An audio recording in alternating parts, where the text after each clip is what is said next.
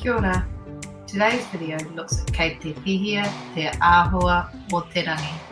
How is the weather? You'll find a link to these free activities and the Kahoot in the description panel below. Kei te pihia te āhua o te rangi. How is the weather? Kei te pupuhi te ahu. It is windy.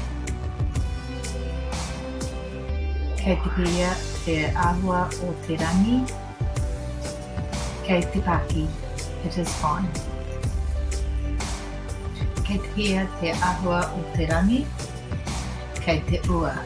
It is raining. Kei te pihia te āhua o te rangi. Kei te makariri. It is cold.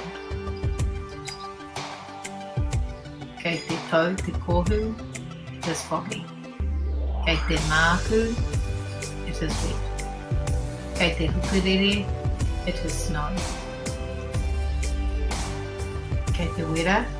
It is hot. Kei te marangai. It is stormy. Kei te hukapapa. It is frosty.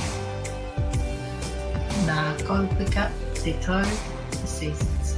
Nā huru, autumn. Hoanga, spring. Takurua, winter. Reo Māori, summer. I hope you found this video helpful.